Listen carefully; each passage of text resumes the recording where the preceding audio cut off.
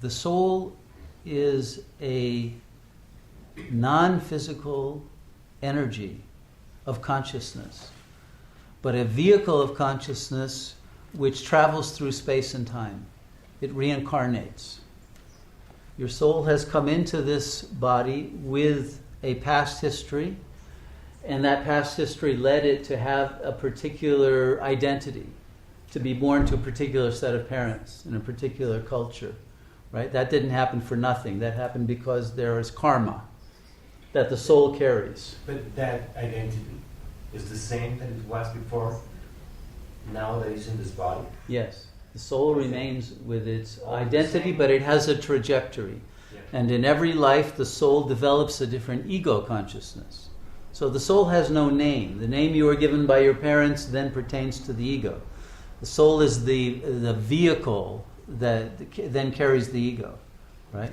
And then once the ego is in there, the soul is forgotten. It becomes heavy and then ego conscious instead of soul conscious. So when you pop through the ego, you return to soul consciousness.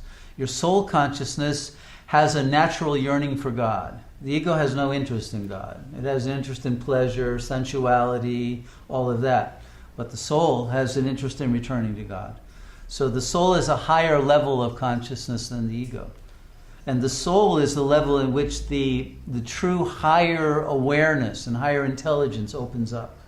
And the ability to love, in the true sense, without attachment, without desire, without those elements. So the soul then becomes the vehicle which enables you to begin your spiritual development, which means that the soul itself surrenders to spirit. And spirit is that within you which is unborn. It has never come into the field of karma. It has never identified with a body. It has never picked up sanskaras or tendencies or traits that have caused it to reincarnate. So the spirit is that within you which is still one with God. We call it Atman in Sanskrit. How do you call it? Atman. Atman is the original word for spirit. And that spirit, because it is always untouched by negativity, when you realize it, you're in a state of love and bliss and wisdom. It all opens up. And that's what enables you to let go of even the soul as a vehicle and be liberated back into total union with God. So the spirit never lies in the body. Right. Yeah. Spirit is not localizable. Not related at all with any material. Correct. Because in the Roman Catholic tradition, normally we used to hear that he has just died. His spirit is going up. Well, what they really mean is the soul going up. It's the soul. Yeah. When they talk about spirit, when they talk about the Holy Spirit, that's the real spirit. But the Holy Spirit is in all of us. It is one spirit, but it is the pure spirit. Holy also means pure, right? So it means the spirit that is not identified at all with soul or with body. It's transcendent. So it's part of God. It's part of the Trinity. When one realizes the spirit while one is alive, then one becomes the Son, right? These are all metaphors. And the Son then travels via the Spirit to the Father. But Father, Holy Spirit, Son are one. And Son, of course, refers to daughter as well. It's not about gender of the body. So these are the three aspects of God. When you are awakened to your spirit, you are Christed. You're anointed with that power of God. And then you become one with the Father through that realization. So the blow of life in the body comes from the soul. The what? The blow, the feeling of life in the body. Yes. Yes. Comes from Well, ultimately the from soul. spirit. From the spirit. Spirit is the source of life.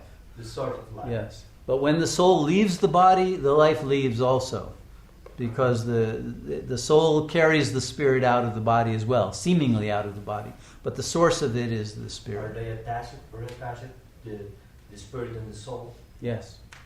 Yes. Although spirit is non-localizable, whereas soul is localizable. It's that individualized aspect of spirit.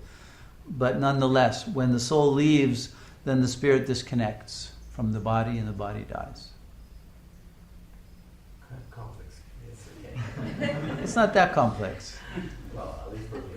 Okay. That's what I think. But when one has a near-death experience, the soul leaves, but not necessarily the spirit. And they call that the silver cord.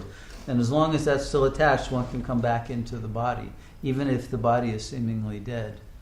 There is still a connection from the spirit that causes one to return to the body. But once that is over, then one leaves. But if the soul cannot dissolve into the light because it still has karma, it has a heaviness and an attachment to the physical, then it will have to reincarnate and continue the process. And besides, among this process, about the process of death,